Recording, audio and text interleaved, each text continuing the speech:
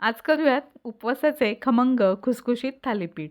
उपवासाला 30-30 खिचडी खाऊन कंटाळा आला असेल तर हे थालीपीठ नक्की करून बघा.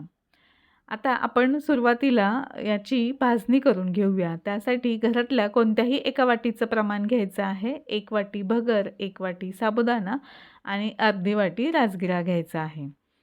आता ह्या तीनही वस्तू आपल्याला भाजून घ्यायच्या आहेत आणि हे सगळं किराणा मालाच्या दुकानामध्ये सहज मिळतं.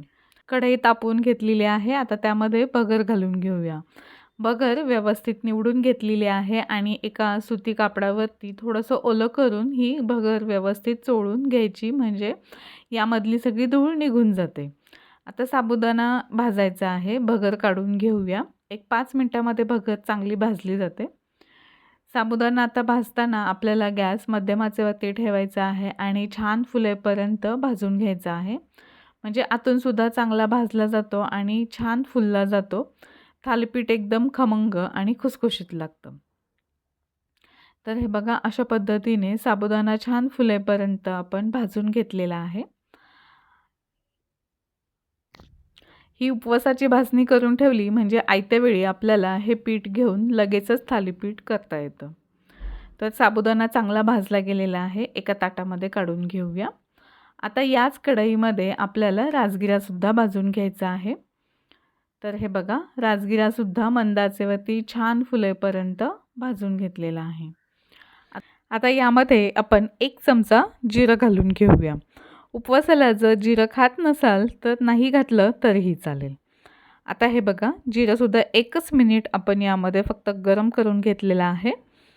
आता हा राजगिरासुद्धा ज्या ताटामध्ये आपण हे सगळं काढून घेतलेलं आहे त्यामध्ये काढून घेऊया. आता या तीनही गोष्टी आपल्याला पूर्णपणे थंड करून घ्यायच्या आहेत आणि नंतरच गिरणीवरती दळून घ्यायच्या आहेत. किंवा घरी मिक्सरमध्ये जर चांगलं बारीक पीठ होत असेल तर घरीसुद्धा मिक्सरवर तुम्ही हे कमी प्रमाणात असेल तर बारीक करून घेऊ शकता. तर अशा पद्धतीने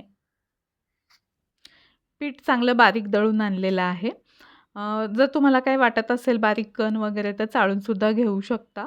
त्यानंतर हे पीठ एक साधारण महिनाभर तरी आरामात टिकतं किंवा त्यापेक्षाही जास्त दिवस.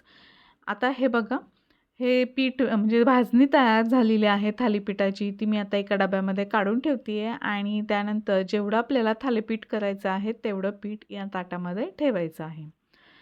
आता एकटीसाठी मी 2 थालीपीठं करणार आहेत. 2 थालीपीठांचे पीठ मी या ताटामध्ये ठेवलेलं आहे. आता यामध्ये आपल्याला घालायचा आहे एक उकडलेला बटाटा. बटाटा घेताना चांगला खिसून घ्यायचा किंवा मॅश करून घेतला तरीही चालेल. तर यामध्ये बटाटा घालून घेतल्यानंतर घालायचा आहे मिरची. हिरवी मिरची तुमच्या आवडीनुसार तुम्ही घाला किंवा लाल तिखट घातलं तरीही चालेल. यामध्ये घालायचं आहे मीठ चवीनुसार, थोडा जाडसर शेंगदाण्याचा कूट, थोडंसं मीठ घालून घ्या आणि यामध्ये मी घालणार आहे लिंबाचा रस. लिंबाचा रस घातल्याने थालीपीठाला एकदम छान अशी टेस्ट येते. आता हे सगळं आपण एकत्र करून घेऊया. लगेचच पाणी घालायची गरज नाही आहे. बघूया आता किती आपल्याला हे पीठ व्यवस्थित येतं आहे आणि अगदीच गरज वाटली तर 1-2 चमचे पाणी घालू शकता.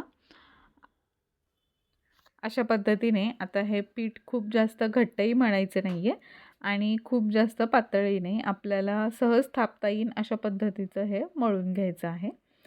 तर हे बघा, असं एक प्लास्टिकचं मी कागद घेतलेला आहे. वरून खालून आपल्याला लावायचं आहे आणि एक ताट घेऊन त्याच्यावरती असं प्रेस करायचं. म्हणजे पटकन ते पसरलं जातं आणि त्यानंतर बोटाने आपल्याला अजून पातळ हवं असेल तर आपण अजून पसरवून घेऊ शकतो. तर हे बघा, अशा पद्धतीने हे थालीपीठ जेवढं पातळ पाहिजे असेल तेवढं पातळ तुम्ही इथे पसरवून घेऊ शकता. आणि आता या थालीपीठाला आपल्याला भाजून घ्यायचं आहे. तव्यावरती थोडंसं तेल घातलं आणि त्यावरती आता हे थालीपीठ दोन्ही बाजूने छान सोनेरी रंग येईपर्यंत भाजून घ्यायचं आहे. तर अशा पद्धतीने हे थालीपीठ थोडंसं जाडसर ठेवलं तर खायला खूप छान लागतं. मस्त छान असं मऊसूत होतं. दह्यासोबत हे खायला अप्रतिम लागतं किंवा उपवासाचं लोणचं असेल तर त्यासोबतसुद्धा तुम्ही हे खाऊ शकता. तर अशा पद्धतीने आपण हे आज थालीपीठ केलेलं आहे. याची भाजणीसुद्धा केलेली आहे. तर हे कसं वाटलं तुम्हाला? आवडलं असेल तर लाईक करा, शेअर करा आणि आपल्या यूट्यूब चॅनलला सबस्क्राईब करायला विसरू नका.